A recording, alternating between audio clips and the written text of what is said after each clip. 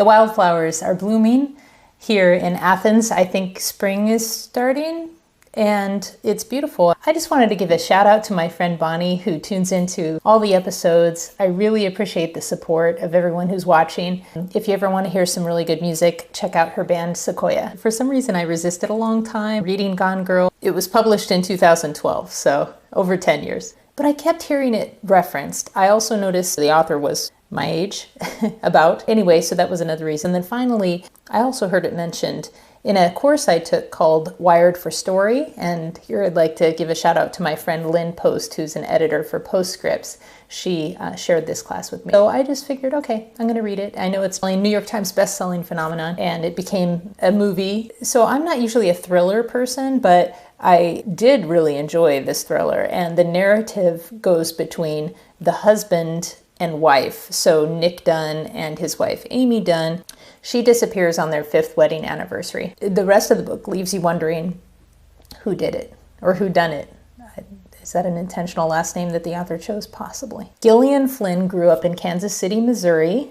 Her father was a film critic and professor. Her mother was also a professor for reading comprehension. Due to the way she depicts female characters as villains, she's been accused of misogyny, but she does identify as a feminist. And she pushes back that feminism should allow for these types of characters in literature. She has 2 children. She's quote unquote happily married. I think happily married is an interesting term. It's kind of like, I'm happily in life. Speaking of happily, disappointingly, a 2014 article reports that she's happily back to her carnivorous ways after being vegetarian for 4 years. Some readers had noticed in her other book, Sharp Objects, that she had depicted some scenes very well about factory farming. That's disappointing, and it was after a drunken Las Vegas buffet. This idea that if you go sort of like quote unquote off the wagon, you can't come back, but come back, Gillian, come back. Her writing style, let's dive into that. She says in the morning that she doesn't watch anything on purpose because she wants her mind to be clear. And I can relate to that. I don't want to check social media. I don't want to check email. I just want to be focused. And then she lists her to-dos for the day so that she can unclutter her mind. Know that she has them down, but she's going to write now.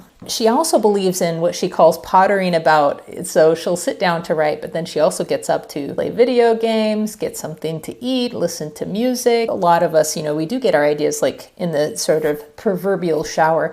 I'll be walking around our local park Padeon to Arios here and think of something, and I'll, be recording a voice to text in my phone. And I think a different part of your mind is accessible when you are not just focusing. She says, I've had some of my best writing epiphanies when I'm doing things that have nothing to do with writing. And she mentions playing Miss Pac-Man, which I'm fond of.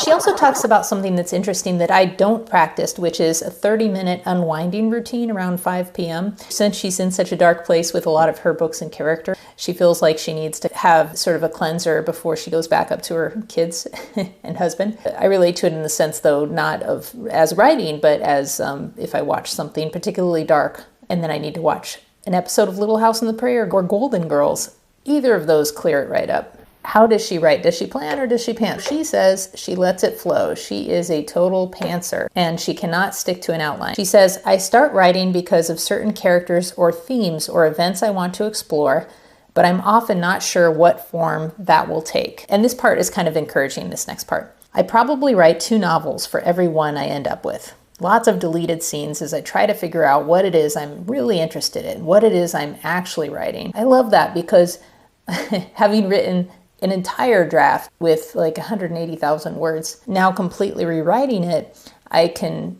feel comforted in the fact that somebody, even a best-selling author, also struggles with getting it right the first time or the second time or the third time. She also has some good writing advice. Read all the time and keep writing. There are a million talented writers out there who are unpublished only because they stop writing when it gets hard.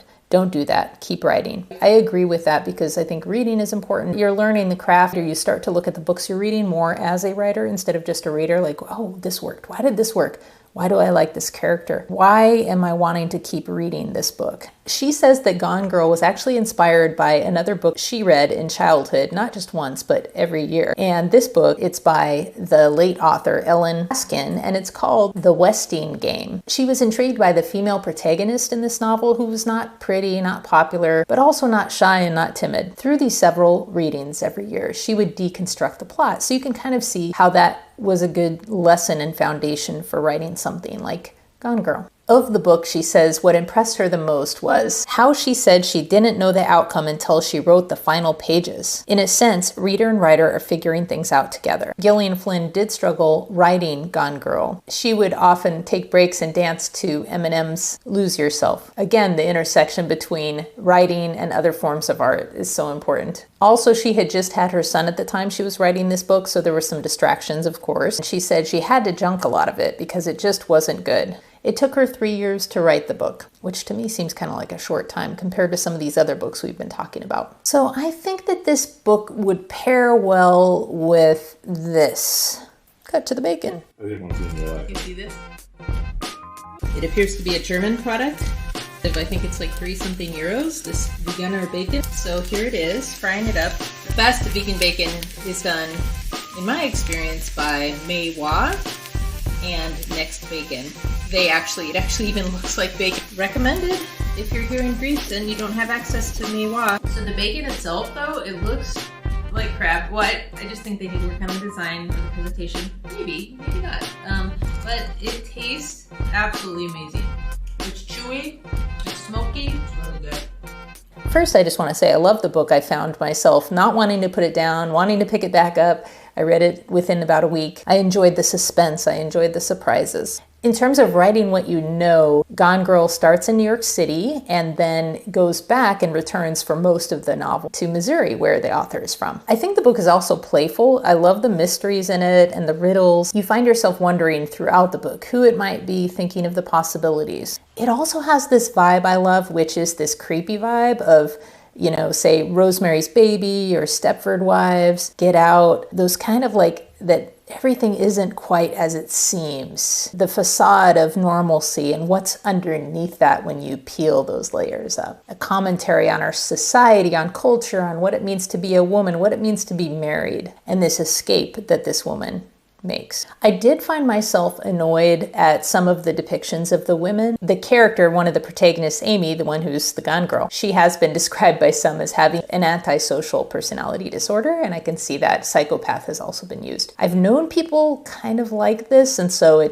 maybe that's kind of also what's bothering me. The sort of manipulative people who don't seem to have the capacity to see the world from another person's viewpoint. I love the use of the parents of Amy, and they're having a book series called Amazing Amy based on an idealized version of their daughter that doesn't exist. I think that's brilliant. Every book has a center on which the book pivots, kind of like the Ode to Joy in Beethoven's Ninth Symphony. I love those moments. And in this one, it was the monologue about what it is to be a cool girl, who she pretends to be, who every man, she says, wants. And this is from the novel. Cool girl is fun. Cool girl never gets angry at her man. She only smiles. What do you think? Have you read Gone Girl? Have you seen the movie? Have you read any other books by Gillian Flynn? What do you think about this idea of the cool girl? Let me know in the comments below. So now is the time where we put the protagonist on the therapist's couch. Whew, I don't know, what do you do with antisocial behavior? I think this is what would be helpful.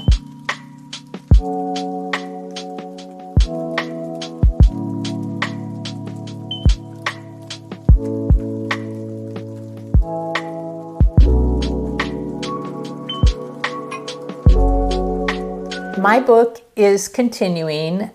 I found that a lot of times I have these ideas about what would be interesting in life and characters, but I'm finding myself too focused on what the character is going to learn rather than what my protagonist would do day to day. And so I really need to have more relationships and love interests and just typical day-to-day things represented. I've started to write a scene where she's in what I'm calling a sobriety sanctuary, and she meets someone.